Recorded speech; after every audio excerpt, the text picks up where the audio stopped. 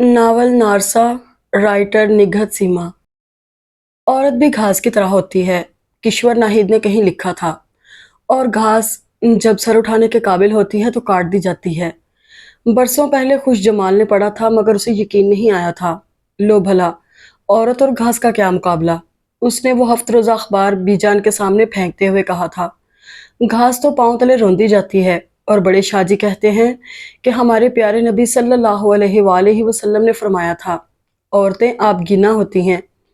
तब उसे किशोर की बात कितनी गलत लगी थी, लेकिन जब उसने सर उठाकर जीने की कोशिश की तो उसे एहसास हुआ था कि कितने बेशुमार हाथ एक साथ उसे काटने के लिए बढ़ आए थे। और ये तो उसका हौसला और हिम्मत थी कि वो फिर भी सर उठाए खड़ी थी और जीने की कोशिश कर रही थी। वरना ये सब जो बरसों से इसका इस्तेहसाल कर रहे थे, उसे मार डालते। आज सुबह ही तो बीजा ने उसे बताया था कि शाहजी ने उसके लिए क्या सोचा है। वो कौन होते हैं मेरे लिए कुछ सोचने वाले? वो तेरे ताया हैं, तेरे कानूनी वारिस। बीजान ने उसे समझाने की कोशिश की थी। तेरे लिए बेहतर ही सोचेंगे। आज तक उन्होंने हमारी बेहतरी के लिए क्या सोचा है बीजान?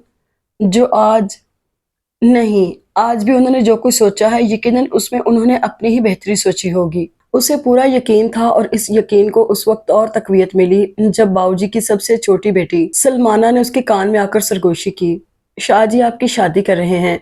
ये खबर तो अभी अभी बीजा ने उसे सुनाई थी, मगर किसके साथ ये उन्हें भी इल्म ना था। आप मेरी भाभी बनेंगी, अब्दुल कुद्दूस भाई की दुल्हन। मैं मारे हैरत के उसका मुंह खुला रह गया था। बाऊजी का वो बेडौल सर वाला कम अकल बेटा।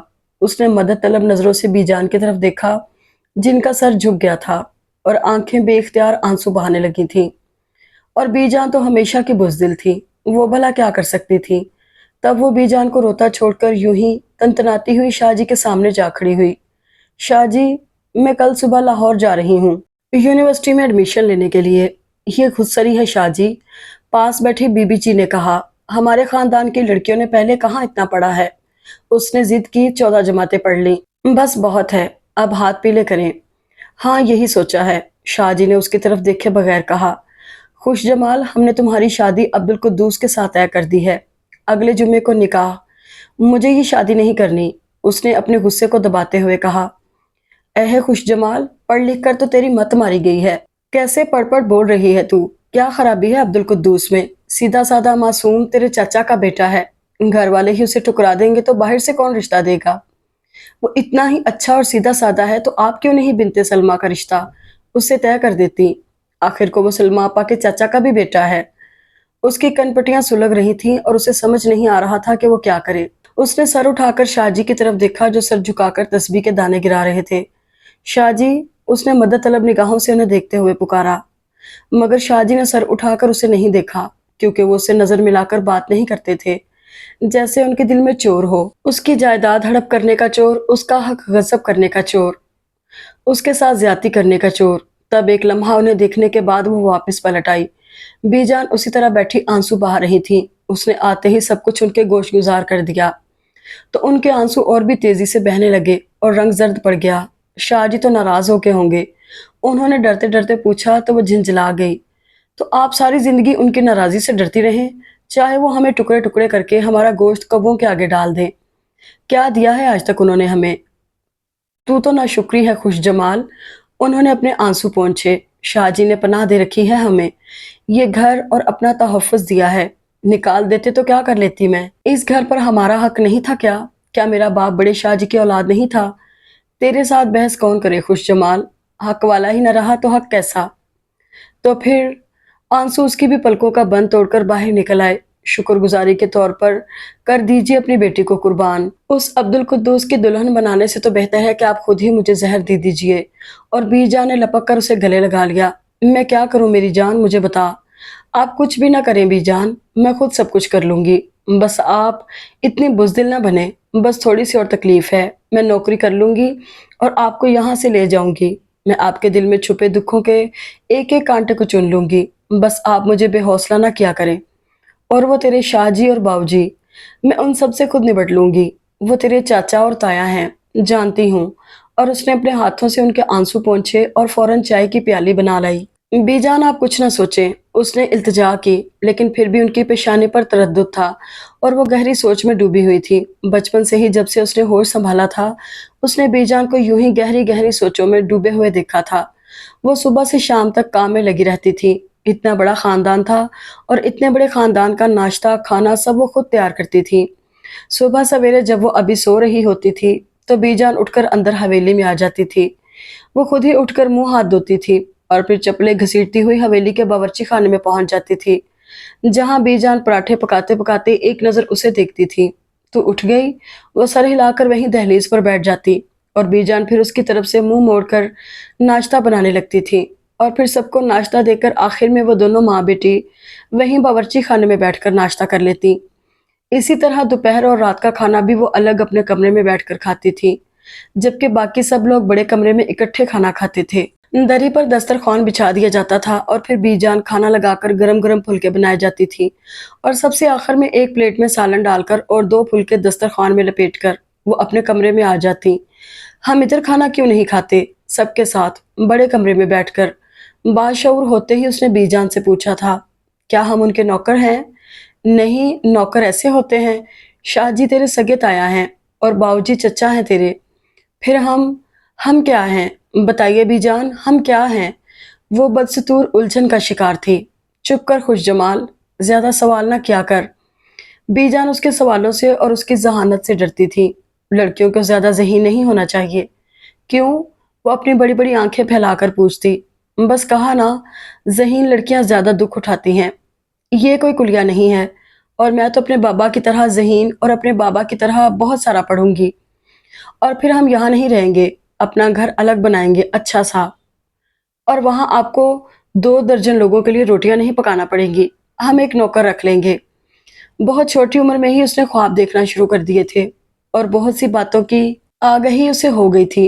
इस इतनी बड़ी हवेली के कोने में बना एक कमरे वाला ये क्वार्टर, जो शायद किसी जमाने में नौकरों के लिए बनाया गया होगा, अब उनकी रिहाइशगाह था और इसे वो इनेक्सी का नाम देती थी। एक कमरा, छोटा सा बरामदा और सहन, एक गुसलखाना और बावर्ची खाना। क्या बाबा के हिस्से में इतनी ही जगह थी? कई बार उसने बीजान से पूछा था और बीजान ने उसे डांट दिया था, चुप कर, ये भी शाह जी की मेहरबानी है। और उसे समझ नहीं आता था कि बीजान इतनी बुज़दिल क्यों है और वो सर उठाकर अपना हक क्यों नहीं मांगती। और जब वो कोई ऐसी बात करती थी तो बीजान रोने लगती और वो उनकी खातिर चुप कर जाती थी। वरना उसका दिल चाहता था कि किसी दिन शाह जी का गिरेबान पकड़ ले और पूछे कि क्या उसके बाबा का कोई हक ना था। उसने शाह जी से तो कुछ ना पूछा था, लेकिन बीबी जी और चाची और घर के दूसरे अफराद खुद ही उसे एहसास दिलाते रहते थे कि इसका कोई हक नहीं है। कभी वो जो बीजान की मदद के लिए अंदर हवेली में चली जाती तो बड़े सुर्ख पायों वाले पलंग पर बैठे बैठे छालियां कुतरते हुए बीबी जी चाची से कहती, समद को तो हमेशा से शौक था पढ़ने का, अपनी सारी जायदाद फरोख्त करके तालीम पर खर्च कर दी। और शाहजी ने कितना समझाया था कि पढ़ लिख कर वक्त जाया मत करो, पर समद तो हमेशा का जिद्दी था। आज जायदाद होती तो बीवी बेटी के काम आती। हाँ चाची, हाँ में हाँ मिलाती। ये तो शाहजी की मेहरबानी कि उन्होंने सर छुपाने को ठिकाना दे दिया। क्यों ना देते भाई? बीबी जी कनखियों से उसे देखती। आखिर भाई की औलाद को धक्के खाते भी तो नहीं देख सकते थे ना। और वो चिढ़कर सोचती कि लाखों करोड़ों की जायदाद क्या बाबा की तालीम पर खर्च हो गई थी? और बाबा ने कौन सा गैर मुमालिक से तालीम हासिल की थी? पंजाब यूनिवर्सिटी से इंग्लिश लिटरेचर में एमए ही तो किया था और फिर वहां ही किसी कॉलेज में लेक्चरशिप इख्तियार कर ली थी।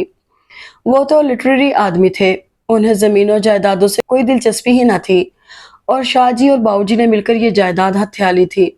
मगर वो ये बात शाहजी से कह नहीं सकती थी क्योंकि बीजान को ये पसंद ना था। सो वो चुपचाप बीजान का हाथ बटाए जाती थी क्योंकि जानती थी कि इतने बड़े कुंबे का खाना पकाना अब बीजान के बस में नहीं रहा था। वो थक जाती थी, अगरचा जाहिर नहीं करती थी। इस हवेली में शाहजी थे, उसके बड़े ताया, बीबी जी थी शाहजी की बीवी और फिर उनकी 6 औलादें, 4 बेटे 2 बेटियां और बाऊजी थे। उसके चचा और चाची थी और उनके 7 बच्चे थे। सबसे बड़ा अब्दुल कुद्दूस जो एबनॉर्मल था।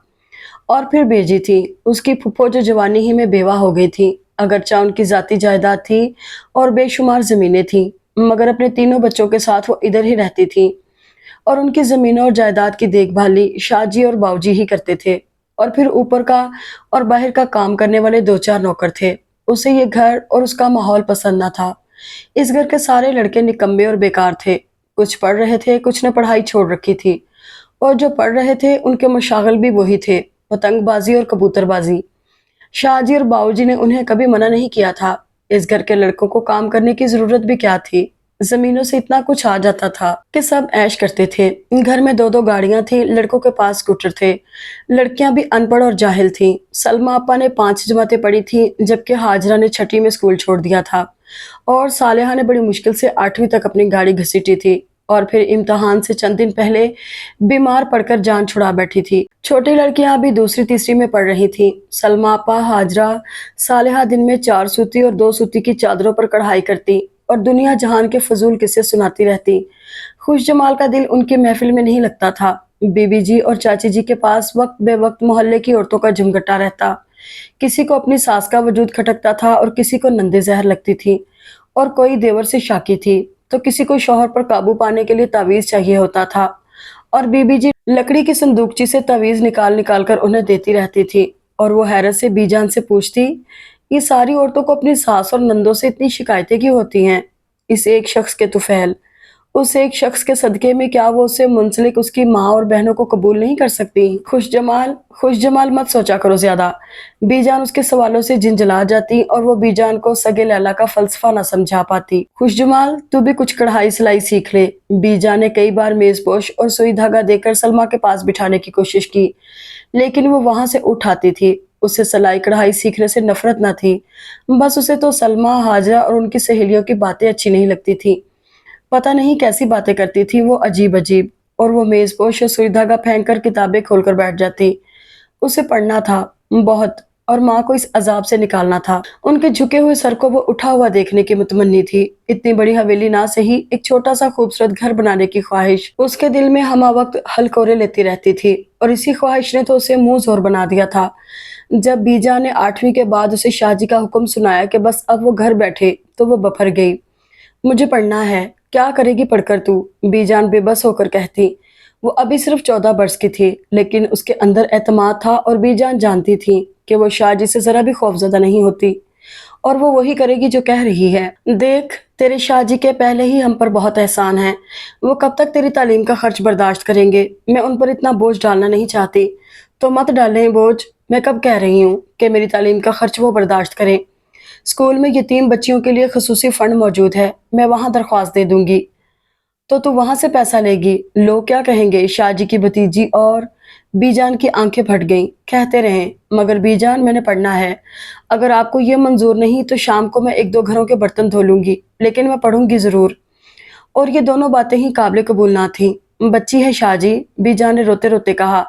जिद पर अड़ गई है, बाप की तरह उसे भी इल्म हासिल करने का बहुत शौक है, और शाहजी को उसके शौक से ज्यादा अपनी इज्जत का ख्याल था, और इससे तो कुछ بعید न था कि वो 4 घरों के बर्तन ही धोने लगती। सो उन्होंने इजाजत दे दी, और यूं उसने मैट्रिक कर लिया। और इस घर में ये एजाज सिर्फ अब्दुल अली को हासिल था कि उसने पिछले बरस 3 साल मुसलसल फेल होने पर 3rd डिवीजन में मैट्रिक पास किया था, और उसने जिला भर में अव्वल पोजीशन हासिल की थी। स्कूल की तरफ से उसे गोल्ड मेडल दिया गया था, और एक बार फिर उसकी पढ़ाई का मसला घर में अराक ईरान जंग की तरह तूल पकड़ गया था।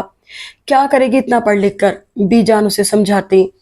लड़कियों के लिए 10 जमातें बहुत हैं। पढ़ी लिखी लड़कियों की जिंदगी कामयाब नहीं होती। जाहिल लड़कियां ज्यादा कामयाब जिंदगी गुजारती हैं, उन्हें कम दुख मिलते हैं। शायद बीजान सच कहती हो। उनके सामने उनके अपनी जिंदगी के तजर्बे थे, लेकिन वो उनका फलसफा मानने को तैयार न थी। ये सही कि जाहिल लड़कियां घरेलू सियासत के जो दाव पेच जानती हैं, पढ़ी लिखी लड़कियां तो उनका अशरे अशीर ही नहीं जानती। उसने खुद देखा था, बीबी जी के पास जो औरतें आती थी वो अनपढ़ होती थी, लेकिन उनकी बातें, तौबा, शोहर को काबू में करने के गुर, बेटे को माँ से और भाई को बहनों से बदजन करने के तरीके उन्हें अजबर होते थे। वो घरेलू सियासत की माहिर सियासतदां होती हैं, मगर इसके बावजूद वो पढ़ना चाहती थी क्योंकि उसे कुछ बनना था, लिहाजा उसे बहुत जंग करना पड़ी। बीबी जी और चाची के तंज, सलमा और हाजरा आपा के वार, अब्दुल अली और अब्दुल शुक्र की तमस्कुर उड़ाती नजरें, शाहजी और बाऊजी का गुस्सा, और सबसे बढ़कर बीजान के आंसू। मगर उसने इन सबको शिकस्त दी थी, और अब जब वो बीए कर चुकी थी तो जाने शाहजी के दिल में क्या खौफ आ समाया था कि वो उसके पर काटना चाहते थे। और आज ही किश्वर नाहिद की इस बात का मतलब जो उसने बरसों पहले पढ़ी थी उस पर वाजिया हुआ था। वो सर उठाने के काबिल हो गई थी। इसीलिए उसे काटने की तदाबीर की जा रही थी, लेकिन वो किसी को इसकी इजाजत नहीं दे सकती थी। बीजान, उसने गहरी सोचों में डूबी बीजान की तरफ देखा। आप फिक्र क्यों करती हैं? अरे कैसे फिक्र ना करूं, तूफान आ जाएगा। आने दो बीजान, उसने बेपरवाही से कहा। उसे आने वाले तूफान की परवाह नहीं थी, क्योंकि उसे अपने हौसलों पर फख्र था। लेकिन जब तूफान आया तो उसके कदम भी जरा की जरा डगमगा गए। मगर फिर उसने अपने पांव जमीन पर मजबूती से जमाते हुए सलमा से कहा, सलमा आपा, शाह जी से कह दीजिए कि अगर वो जमीन के लिए ये सब कुछ कर रहे हैं तो मुझे किसी चीज की चाह नहीं। मैं अपने हर हक से दस्तबरदार होती हूँ और उन्हें तहरीर दे देती हूँ कि मेरा कोई हक नहीं है उन पर या किसी भी चीज पर। लेकिन मुझे अब्दुल कुद्दूस से शादी नहीं करना है, और अगर मेरे साथ जबरदस्ती की गई तो मैं ऐन निकाह के वक्त इनकार कर दूंगी या फिर जहर खा लूंगी और लिख जाऊंगी कि मुझे शाह जी ने जहर खाने के लिए मजबूर किया है। अब्दुल कुद्दूस ना सही तो अब्दुल अली। शाहजी ने इस मसले का हल यूं निकाला। वो हर सूरत में उसकी परवाज खत्म करना चाहते थे। नहीं, इस घर के किसी लड़के से भी मुझे शादी मंजूर नहीं। उसने गोया फैसला सुना दिया। मुझे यूनिवर्सिटी में दाखिला लेना है। मैं अपने बाबा की तरह इंग्लिश में एमए करूंगी और फिर कॉलेज में पढ़ाऊंगी। क्या कुछ ना हुआ, कैसे कैसे उसे रोकने की कोशिश ना की गई और कितना दबाव उस पर डाला गया, मगर आखिर में जीत उसी की हुई।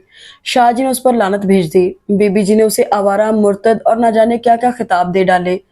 वो तो अब्दुल कुद्दूस और अब्दुल अली के काबिल ही ना थी। चाची जी ने कहा, वो तो शाह जी अब्दुल समद की बेटी समझकर उस पर तरस खा रहे थे। बेजी कहाँ चुप रहने वाली थी। तौबा, सैयद घराने की लड़की और लड़कों के साथ यूनिवर्सिटी में पढ़ेगी। बीबी हर आएगे के सामने दुखड़ा रोती। शाह जी ने साफ साफ कह दिया था कि वो उसकी मजीद तालीम के लिए एक पैसा भी खर्च नहीं कर सकते। इस तरह शाह जी ने अपना तहफ़्फ़ुज़ का हाथ उसके सर से उठा लिया था। बेजान काम काम कर रोती और उसके आगे हाथ जोड़ती। सोच ले खुश जमाल, अब भी सोच ले, अब्दुल अली में क्या बुराई है। अब्दुल कुद्दूस तो दीवाना था, कम अकल था, पर अब्दुल अली तो 10 जमात पास है। बस भी जान, आप कुछ ना कहें। वो उनके जुड़े हाथों को आंखों से लगाती, होंठों से छूती, और फिर बीजान ने उसके पुख्ता इरादों के आगे हार मान ली और उसकी शादी के लिए संभाल कर रखा हुआ अपना जेवर फरोख्त करके पैसा पैसा उसके नाम बैंक में जमा करा दिया और वो यूनिवर्सिटी में पढ़ने के लिए लाहौर चली आई। मैंने कहीं पढ़ा था कि औरत घास की तरह होती है और घास जब सर उठाने के काबिल होती है तो काट दी जाती है, और मैंने इस बात को गलत साबित करने की एक सरतोड़ कोशिश की है। हालांकि मेरे रास्तों को कांटों और पत्थरों से पाट दिया गया था, लेकिन मैंने खुद को कटने नहीं दिया। और मैंने भी, सोमिया हयात ने पैकिंग करते हुए कहा। मेरे लोगों ने भी मुझ पर जिंदगी के दरवाजे बंद करने की पूरी कोशिश की, तुम्हें पता तो है सब। हाँ, खुश जमाल ने हाथों की कटोरियों में थोड़ी टेकते हुए सोमिया को देखा। मेरी समझ में नहीं आता था कि आखिर लोग, हमारे रिश्तेदार और अजीज, ये क्यों चाहते थे कि हम चारों बहनें हाथ पर हाथ धरे बैठी रहें और हम लोग भूखे मरे। हाँ, पता नहीं, लोगों को और ख़ास तौर पर अजीज़ों और रिश्तेदारों को समझना बहुत मुश्किल होता है। ये किसी हाल में भी खुश नहीं रहते। तुम लोग कुछ भी ना करते तब भी ये लोग बातें करते कि 4 जवान बेटियां हैं, मेहनत क्यों नहीं करती। और अब तुम लोग जद्दोजहद कर रही हो तो भी। और मैंने तो सोच रखा था कि मैं कभी हिम्मत नहीं हारूंगी। मुझे अपने अब्बा का सहारा बनना है, उनका बेटा बन के दिखाना है। सौम्या ने बैग की जिप बंद करते हुए उसकी तरफ देखा। और अब मुश्किल वक्त गुजर गया है। बिलाखिर ये 2 साल, खुश जमाल, मैं बता नहीं सकती तुम्हें मैंने कितनी अजियत उठाई है और कैसी कैसी बातें बर्दाश्त की हैं। जब कभी छुट्टियों में घर जाती थी तो मेरी फुफ्फियाँ और मेरे चचा, मेरी खालाएं और मेरी मुमानियाँ ऐसी ऐसी बातें करती थी कि कभी कभी तो मैं हिम्मत हारने लगती थी। और वो खुद, उसने कुछ कम अजियत उठाई थी। शाह जी और बाऊ जी तो उससे कलाम ही नहीं करते थे। बेजी, चची जी और बीबी जी की बातें उसका जी जलाती थी, और अब्दुल अली की तंजिया नजरें और तमस्कुर उड़ाती बातें, और फिर सालेहा और सलमा आपा की खोज लगाती नजरें और उनके फजूल सवाल। किस किस लड़के से दोस्ती हुई। सलमा आप ऊपर से नीचे तक उसे खोजती नजरों से देखती थी। किसी से नहीं, वो तहम्मुल का मुजाहरा करती। झूठ नहीं बोलो, सालेहा उसके करीब खिसक आती। सच्ची बताओ ना, मैं किसी से नहीं कहूंगी। मैं वहां लड़कों से दोस्तियां करने नहीं गई, पढ़ने गई हूँ। सब पढ़ने ही तो जाते हैं, मगर दोस्ती तो हो जाती है। सालेहा वीसीआर पर देखी जाने वाली फिल्मी मालूमात का रोब झाड़ती। ऐसे ही तो होता है। कितना मजा आता होगा तुम्हें अपने किसी क्लास फेलो के साथ स्कूटर पर बैठकर सैर को जाने में। सलमा आपा चटखारा लेती तो वो झिंझलाकर उनके पास से उठाती थी اور پھر سب سے بڑھ کر بیجان کے آنسو تھے جو اس کے قدموں کی زنجیر بن جاتے تھے، لیکن وہ ہمت کر کے ہر بار آنسوؤں کی یہ زنجیر توڑ کر واپس آ جاتی تھی۔ لیجیے جناب، ہماری تیاری تو ہو گئی۔ سومیا اٹھ کر اس کے پاس آ بیٹھی۔ خوش جمال، بہت یاد آؤ گی، یہ 2 سال جو تمہارے ساتھ گزارے ہیں بہت اچھے گزارے۔ سومیا نے اداسی سے کہا تو وہ بھی اداس ہو گئی۔ ہاں، تم بھی مجھے بہت یاد آؤ گی۔ ان 2 سالوں میں سوائے سومیا کے اس کی کسی سے دوستی نہیں ہوئی تھی۔ سومیا اس کے روم میٹ بھی تھی، تاہم شروع میں تو بہت دن تک الیکس سے آگے بات نہیں بڑھی تھی، مگر پھر جلد ہی خوش جمال کو احساس ہو گیا تھا کہ وہ اور سومیا ایک جیسی ہیں، دونوں کا مقصد ایک ہے، دونوں ایک ہی مشکل راستے پر چل کر یہاں تک پہنچی ہیں۔ سومیا کا باپ سینئر کلرک تھا، اس کی 4 بہنیں تھیں اور ایک بھائی جو ابھی صرف 7 سال کا تھا اور بہت مشکل سے گزر بسر ہوتی تھی۔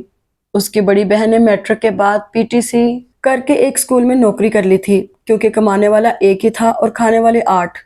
رشتہ داروں نے بہت باتیں کی، بیٹی کی کمائی کھانے کے تانے دیے، اور اب سومیا تھی جو تعلیمی منازل طے کرتی ہوئی یہاں تک آ پہنچی تھی۔ رشتہ داروں نے اس کے راستے میں رکاوٹوں کی دیواریں نہیں، پہاڑ کھڑے کیے، لیکن اس کی آنکھوں میں ایک روشن مستقبل تھا۔ وہ اپنے گھر کو خوشحال دیکھنا چاہتی تھی اور اپنے بھائی کو اعلیٰ تعلیم دلانا چاہتی تھی، اس لیے وہ ان ساری رکاوٹوں کو پھلانگ کر یہاں تک آ پہنچی تھی۔ سو دونوں میں بہت گہری دوستی ہو گئی تھی۔ وہ سومیا کے علاوہ کسی سے دوستی نہ کر سکی تھی، حالانکہ ہر طرح کی لڑکیاں تھیں، پڑھاکو لڑکیاں بھی اور وہ بھی جو صرف انجوائے کرنے آتی تھیں۔ 1-2 پیریڈ اٹینڈ کیے، کوک یا چائے پی کر اور ہنس کھیل کر چلی گئیں۔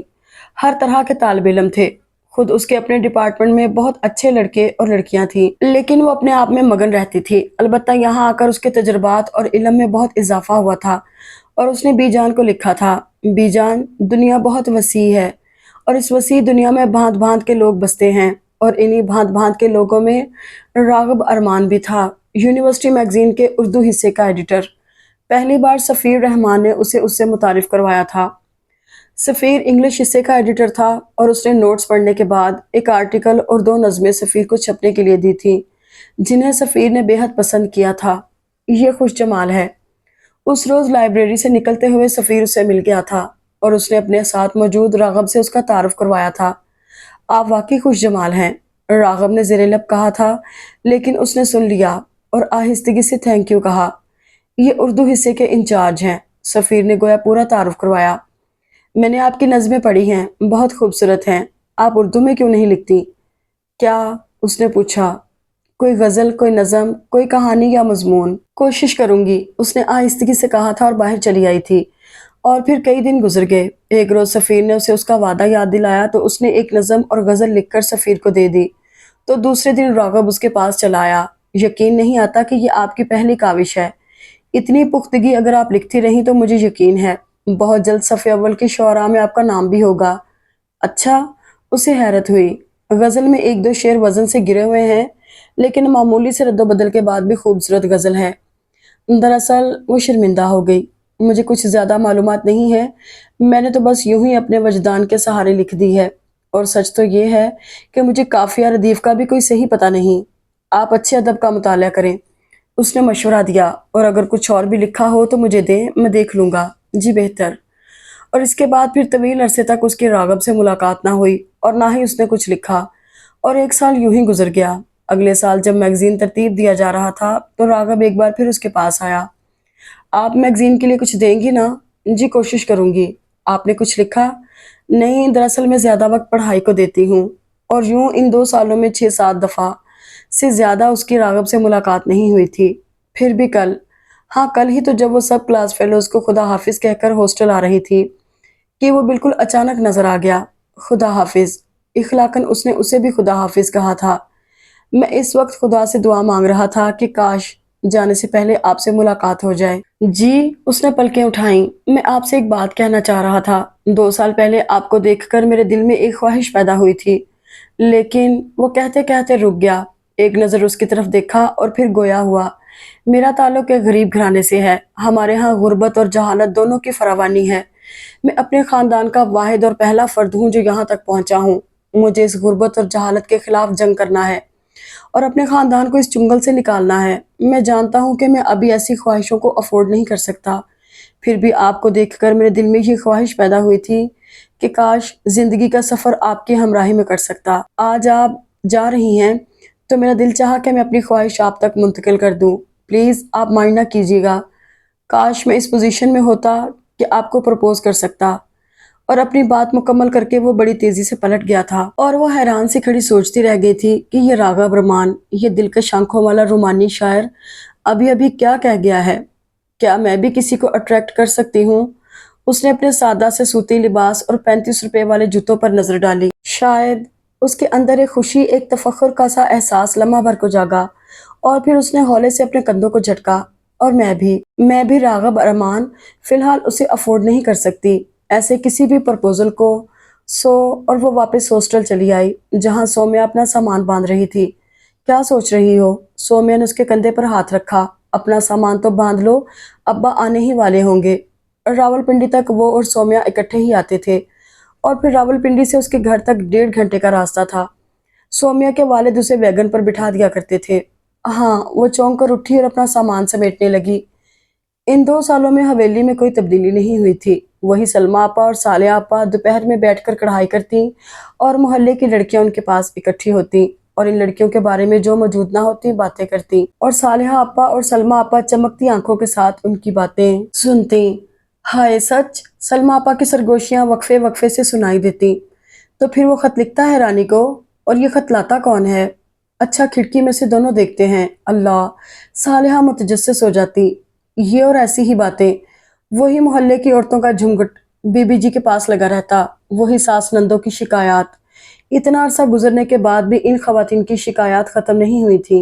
वो सोचती पता नहीं बहुओं को इतने गिले शिकवे क्यों होते हैं। वही चची जी के तंज थे और वही अब्दुल अली की तमस्कुर उड़ाती नजरें थी और शाह जी का जलाली गुस्सा। और यहाँ इस माहौल में जिंदगी बसर करना बहुत मुश्किल था और बीजान चाहती थी कि वो यहीं रहे, शाह जी के जेरे साया। नहीं बीजान, नौकरी मिलते ही मैं यहाँ से चली जाऊंगी और आप मेरे साथ चलेंगी। बहुत दुख सह लिया आपने। नाना खुश जमाल, ऐसा ना सोच। तुझे पढ़ने की चाह थी, तूने पढ़ लिया, अब यहीं रह, शाह जी के जेरे साया। यहाँ जो तहफ़्फ़ुज़ है वो कहीं और नहीं, खाक तहफ़्फ़ुज़ है। वो सोचती सुबह से शाम तक अब्दुल कुद्दूस, अब्दुल अली और अब्दुल वहीद की मैली नज़रें। जब से वो यूनिवर्सिटी से आई थी उसने महसूस किया था कि अब्दुल अली और अब्दुल वहीद की नज़रें बदल गई हैं। अजीब नज़रों से वो उसे देखते हैं। हत्ता कि वो बेडोल सर वाला अब्दुल कुद्दूस भी भूखी नज़रों से उसे देखता। सलमाना ने उसे बताया था कि एक बार फिर घर में उसकी शादी की बातें हो रही हैं और शाह जी का ख्याल है कि उसे अब्दुल अली के साथ ब्याह दिया जाए। ओह नहीं, उसे ये बात बिल्कुल पसंद न थी। चुनाचे वो हर रोज़ अखबार में ज़रूरत है कि कालम पढ़ने लगी और फिर एक छोटे से प्राइवेट कॉलेज में लेक्चर्स की खाली असामी के लिए उसने अप्लाई कर दिया। और जब उसकी इंटरव्यू कॉल आई तो वो बीजान को बताकर सौम्या के पास चली गई और वहां से सौम्या को साथ लेकर इंटरव्यू दे आई। प्रिंसिपल अच्छी खातून थी, खुश इखलाक और हंसमुख। रिहाइश का भी कोई प्रॉब्लम न था, तनख्वाह भी मुनासिब थी। कॉलेज से मुल्हिक लेक्चरर के लिए 2 कमरों के क्वार्टर्स थे। दरअसल हमारे छोटे से शहर में लड़कियों की तालीम के लिए बड़ा मसला था। बहुत से वालिदैन अपनी लड़कियों को मैट्रिक के बाद घर बिठा लेते थे।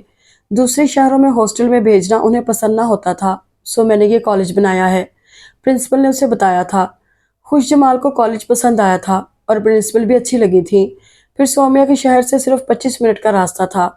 उसने इस कॉलेज में जॉब करने का इरादा कर लिया और प्रिंसिपल से चंद रोज बाद आने का वादा करके चली आई।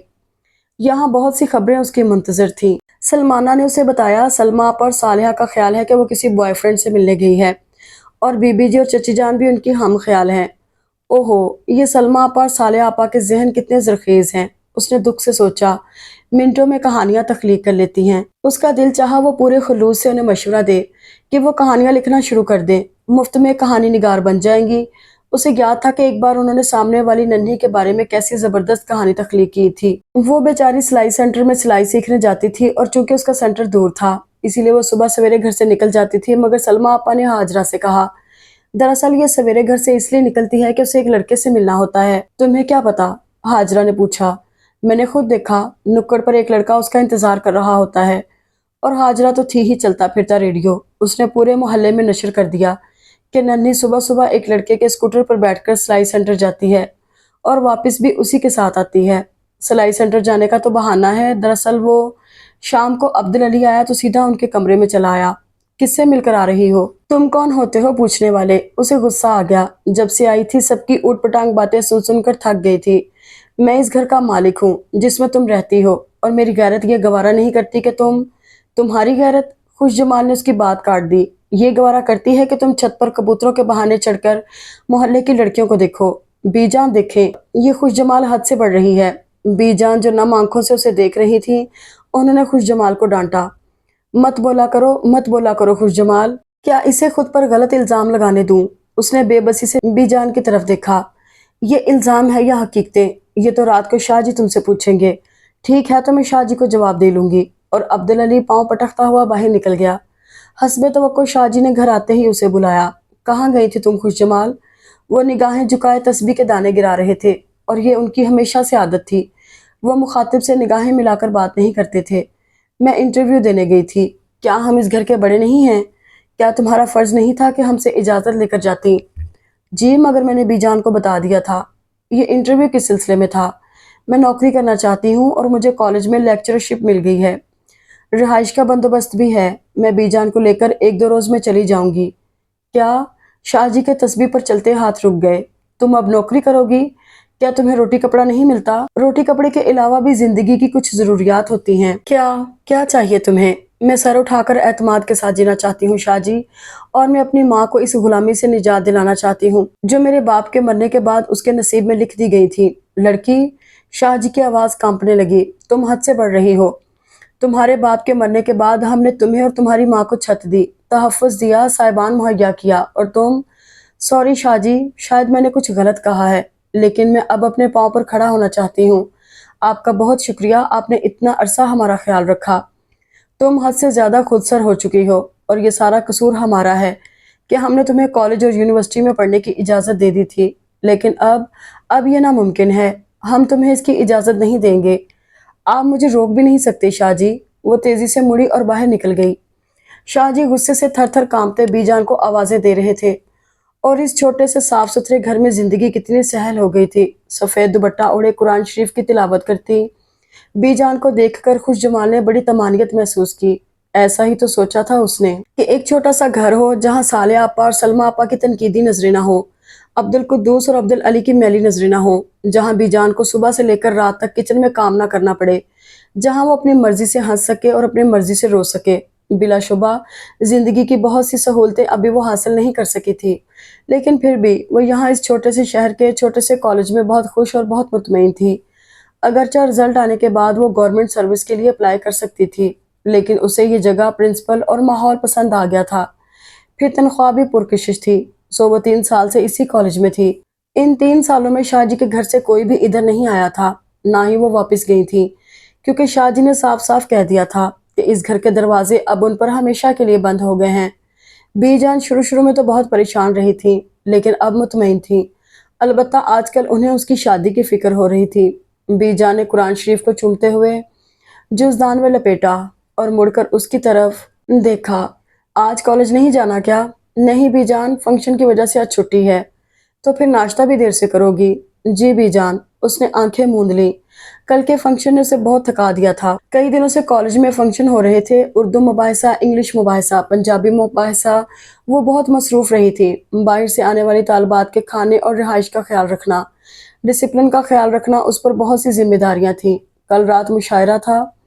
مسز پراچا اس کی انچارج تھیں۔ اسے نہیں معلوم تھا کہ مہمان خصوصی کون ہیں اور ججز کون لوگ ہیں۔ پرنسپل نے اس کے ذمہ ڈنر کا انتظام کر رکھا تھا۔ جب وہ ٹیبل وغیرہ لگوا کر اور اپنا کام مکمل کر کے ہال میں آئی تو مشاعرہ شروع ہو چکا تھا اور ججز اپنی سیٹ پر بیٹھ چکے تھے۔ اسے بالکل علم نہیں تھا کہ ججز میں راغب ارمان بھی ہے۔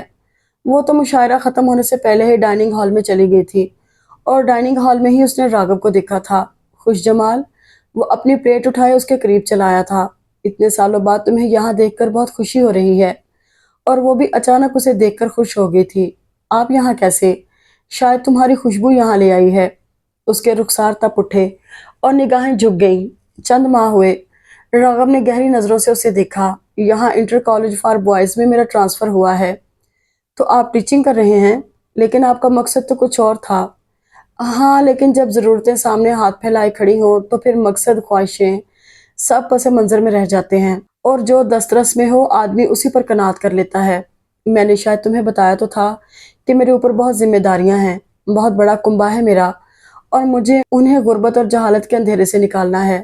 सो जब मतलब की जॉब नहीं मिली तो यही कर ली। और आप? मैं भी यही जॉब करती हूँ, खुश जमाल ने बताया। तभी मिसेस पराचा उनके पास चली आईं। मिस शाह, मैं आपको तलाश कर रही थी। दरअसल ये रागिब साहब अचानक नजर आ गए। यूनिवर्सिटी में हम इकट्ठे थे, खुश जमाल ने बात बनाई। अच्छा। मिसेस पराचा ने एक नज़र उसे देखा और बोली, आपकी शायरी खूबसूरत है, खालिस रोमानी शायरी। और सच तो ये है कि अख्तर शेरानी के बाद ऐसी रोमानी शायरी की झलक आपके यहाँ ही है। इसका मतलब है कि आप मेरी शायरी पढ़ती हैं। दरअसल मेरे मियाँ बहुत मद्दाह हैं आपके। आपकी कोई किताब अब तक मंजर आम पर नहीं आई। दरअसल कुछ रुकावटें हैं, इंशाल्लाह जल्द ही मेरा पहला मजमूआ कलाम आपके हाथों में होगा। आप अपनी बेगम को नहीं लाए? रागम ने कनखियों से खुश जमाल की तरफ देखा, मुस्कुराते हुए बोला, मैंने अभी शादी नहीं की। क्यों भाई, कोई पुरानी मोहब्बत? मिसेस पराचा ने अभी बात मुकम्मल नहीं की थी कि प्रिंसिपल ने खुश जमाल को बुला लिया और वो उससे माजरत करती हुई प्रिंसिपल की तरफ चली गई। और फिर वो बहुत मसरूफ हो गई। राघव कब गया उसे पता नहीं चला। क्या ही अच्छा होता जो वो जाते समय राघव को खुदा हाफिज कह देती। यूं ही आंखें मूंदे मूंदे उसने सोचा, इतने सालों बाद यूनिवर्सिटी के एक पुराने साथी को देखकर उसे खुशी हुई थी। और वो बिल्कुल वैसा ही था, जरा भी नहीं बदला था। उसकी दिलकश आंखों में अब भी उसे एक लपक सी महसूस हुई थी। और यूं ही सोचते सोचते उसे ख्याल आया कि यूनिवर्सिटी में आखिरी रोज उसने कहा था कि वो अगर इस पोजीशन में होता तो उसे प्रपोज करता। क्या अब भी वो ऐसा सोचता होगा? उसने अपने आप से पूछा और फिर सर झटक कर उठ बैठी। मैं भी बस यूं ही ऊट पटांग बातें सोचती रहती हूँ। भला इन बीते सालों में उसे कोई और नहीं मिला होगा क्या? यूं भी वो शायर आदमी है, नौजवान लड़कियां उसकी शायरी को पसंद करती हैं। और क्या खबर, वो मिसेस पराचा भी तो कह रही थी कि वो खालिस रोमानी शायर है और शायरी में ये रोमांस। मुंह हाथ धोकर वो किचन में चली आई। अरे तुम उठ गई? मेरा तो ख्याल था कि तुम देर तक सोओगी। बीजान ने सिंक में चाय की खाली प्याली रखते हुए मुड़कर उसे देखा। बस नींद नहीं आ रही थी। चाय है? हाँ, कहवा बना रखा है, मैं बना देती हूँ। चाय पीकर वो सहन में आ गई और एक किताब लेकर बैठ गई। अभी उसने चंद वर्क ही पलटे थे कि दरवाजे पर दस्तक हुई।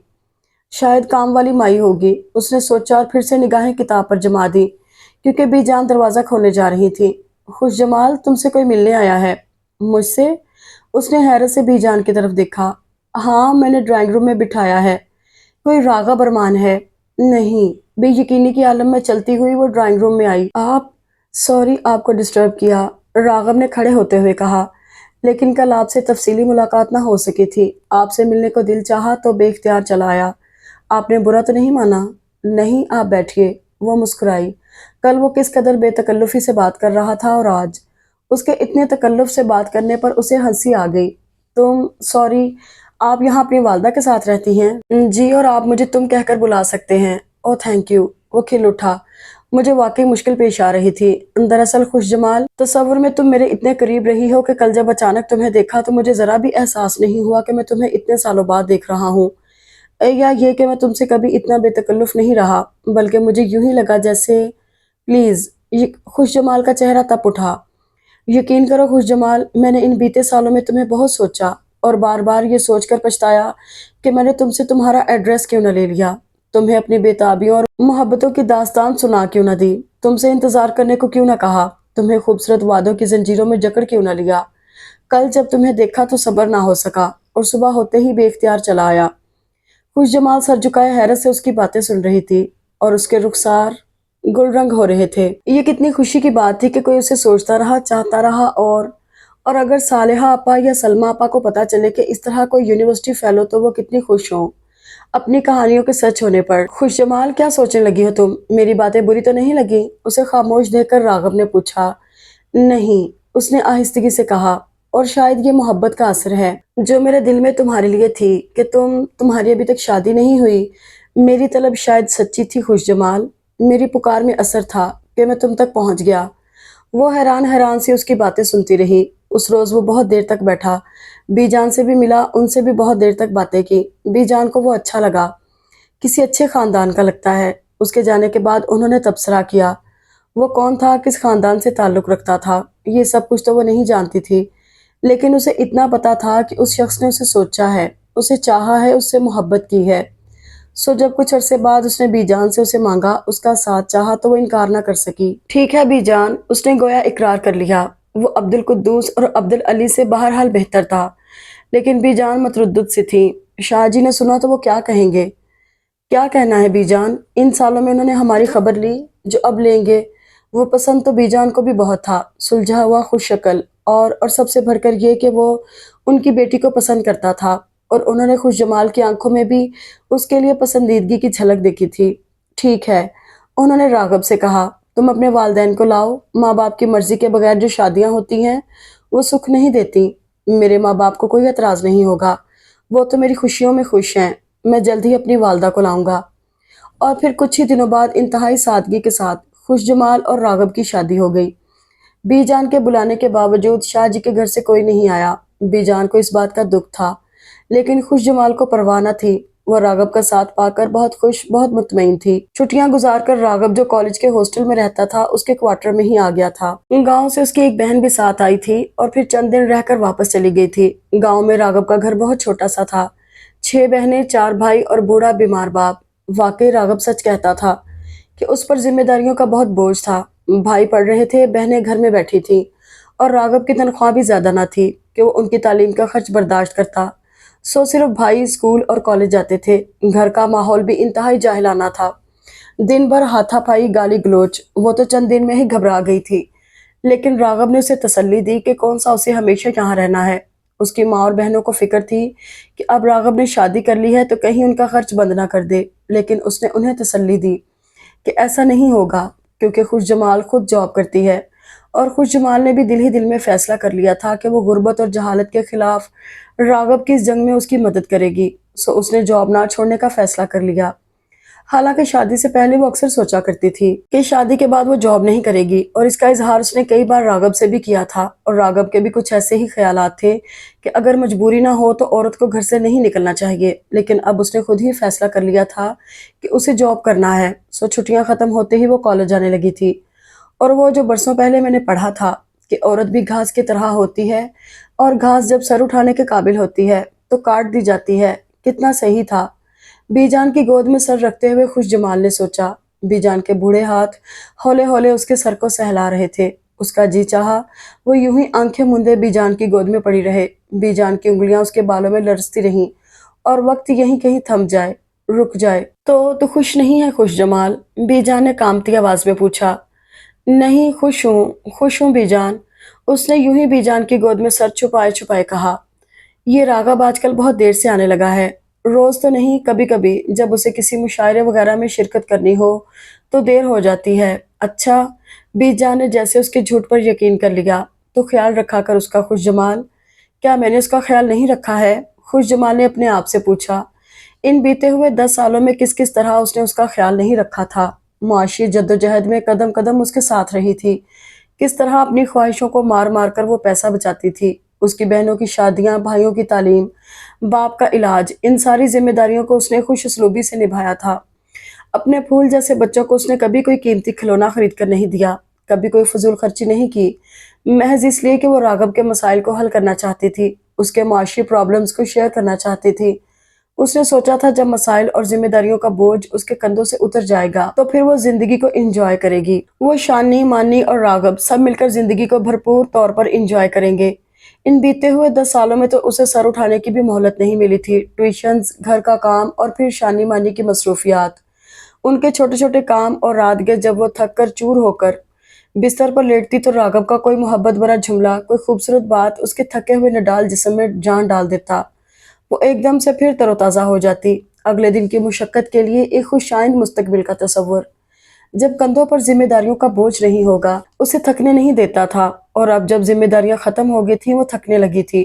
راغب کی 4 بہنوں کی شادیاں ہو چکی تھیں، بھائی سب کام کر رہے تھے، گھر میں خوشحالی ہو گئی تھی، اور راغب کو اپنی مرضی کی پوسٹ مل گئی تھی، اور اس کی شاعری عروج پر تھی، نوجوان نسل کا مقبول شاعر راغب ارمان۔ یہ 10 سال کتنی بے تحاشا مصروفیت میں گزر گئے تھے، اسے سانس لینے کی بھی مہلت نہیں ملی تھی، اور اب فراغت ملی تھی تو اس نے کھلی فضا میں سانس لیتے ہوئے سوچا تھا، اب زندگی اپنی مرضی سے گزرے گی۔ اس کے اندر بھی تو ایک شاعرہ چھپی ہوئی تھی۔ ٹیوشنز چھوڑی تو فارغ بیٹھنا اسے مشکل لگنے لگا۔ اس نے قلم سنبھال لیا، اور چند ماہ بعد ہی اس کا نام ادبی حلقوں میں پہچانا جانے لگا۔ اسے تو خود خبر نہ تھی کہ اس کے اندر اتنا ٹیلنٹ چھپا ہوا ہے۔ لوگوں کی حوصلہ افزائی نے اس کے چھپے ہوئے ٹیلنٹ کو اور ابھارا، مگر راگھو کے تیور بدلنے لگے۔ اسے یہ سب پسند نہ تھا۔ وہ بات بے بات غصے ہونے لگا۔ یہ سب کیا ہے بھائی؟ بچوں کو سنبھالو، ان کا دھیان رکھو۔ یہ کیا قلم کاغذ لے کر بیٹھ جاتی ہو؟ اب تو بچے بڑے ہو گئے تھے، اب تو ان کا دھیان رکھنے کی اتنی ضرورت بھی نہ تھی، اور جب انہیں سچ مچ اس کی ضرورت تھی تب تو راغب نے ایسا کبھی نہیں کہا تھا۔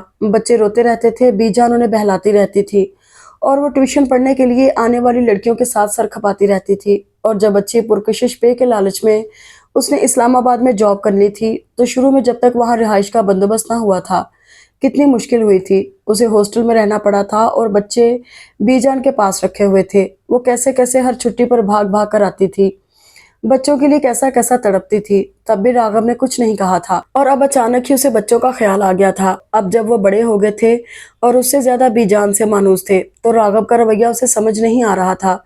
خود وہ راتوں کو دیر سے آنے لگا تھا، گھر ہوتا تو فون آتے رہتے، لڑکیاں آٹوگراف بکس اٹھائے گھر تک چلی آتی، کم عمر لڑکیاں، بڑی عمر کی لڑکیاں، خوبصورت اور شوخ چنچل لڑکیاں، لیکن اس نے تو کبھی کچھ نہیں کہا تھا، الٹا فخر ہی محسوس کیا تھا۔ وہ اتنا بڑا شاعر تھا، لوگ اسے پڑھتے تھے، اسے چاہتے تھے، اور یہ لڑکیاں بھی تو اسی کی شاعری سے متاثر ہو کر اس سے ملنے چلی آتی تھی۔ مگر راغب کو اس کا لکھنا پسند نہیں آیا تھا، اس کی شہرت اسے اچھی نہیں لگی تھی، پتہ نہیں کیوں وہ چڑھنے لگا تھا۔ کوئی تعریف کرتا تو اسے غصہ آتا، اور اس نے کیا کچھ نہیں کیا تھا اس کے لیے، اس کی خاطر، اس کی تھکن بانٹتی رہی تھی، اس کے پاؤں میں چبھے کانٹوں کو اپنی انگلیوں سے نکالتی رہی تھی، اور آج جب وہ سر اٹھا کر جینا چاہتی تھی تو راغب اسے جھکانا چاہتا تھا، وہ اس کا اٹھا ہوا سر نہیں دیکھنا چاہتا تھا۔ کل شام ہی تو اسے ٹی وی کی طرف سے مشاعرے میں شرکت کا دعوت نامہ ملا تھا، کوئی ضرورت نہیں جانے کی۔ راغب نے دعوت نامہ پھینک دیا اور رائٹنگ ٹیبل پر پڑی ہوئی اس کی تازہ غزل کے ٹکڑے ٹکڑے کر دیے۔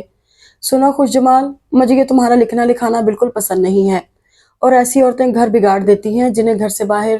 پلیز راغب، اس نے ڈبڈبائی آنکھوں سے اسے دیکھا، میں نے صرف تمہارے گھر کو ہی نہیں، تمہارے پورے خاندان کو سنوارنے کی کوشش کی ہے۔ فضول باتیں نہیں کرو خوش جمال، بس میں نے کہہ دیا ہے کہ مجھے تمہارا مشاعروں میں جانا قطعی پسند نہیں ہے۔ اور یہ کیسا شخص تھا؟ خود شاعر تھا، شاعری کو سمجھتا تھا، جانتا تھا کہ اندر سے کچھ نکلنے کو بےتاب ہو اور لفظوں کو برتنے اور پرکھنے کا سلیقہ آتا ہو تو اچھی شاعری جنم لیتی ہے، اور وہ اچھی شاعرہ تھی۔ لفظوں پر اس کی گرفت مضبوط تھی اور اس کے اندر خزانے پوشیدہ تھے، باہر نکلنے کو بےتاب، اور وہ اس پر بند باندھ رہا تھا۔ کیا وہ اس سے جیلس ہو گیا تھا؟ کیا وہ نہیں چاہتا تھا کہ وہ اس کے برابر اس کے ساتھ سر اٹھا کر کھڑی ہو؟ شاید وہ اسے اپنے پاؤں تلے رکھنا چاہتا تھا۔ اس صدی کی پیداوار کے باوجود اندر سے شاید وہ وہی دقیانوسی مرد تھا، عورت کو پاؤں کی جوتی بنا کر رکھنے والا، اسے پاؤں تلے کچلنے والا۔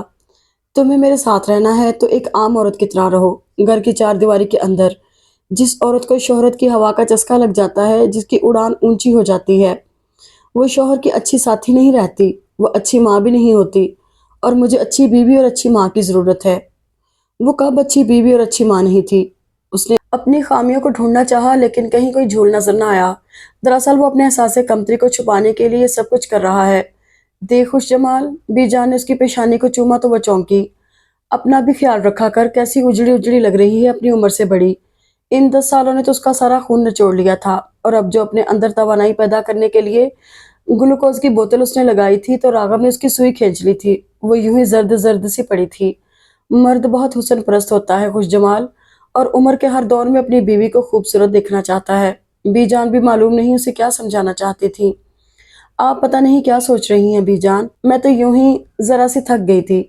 وہ ہولے سے ہنسی۔ یہ تھکن اچھی تو نہیں ہے خوش جمال، چلو اٹھو، منہ ہاتھ دھو کر کپڑے بدلو، کنگھی کرو۔ نہیں بی جان، مجھے یوں ہی کچھ دیر پڑا رہنے دیں، بڑا سکون مل رہا ہے، اس نے آنکھیں مندے مندے کہا۔ خوش جمال، بی جان نے اپنے بازو اس کے گرد لپیٹ لیے۔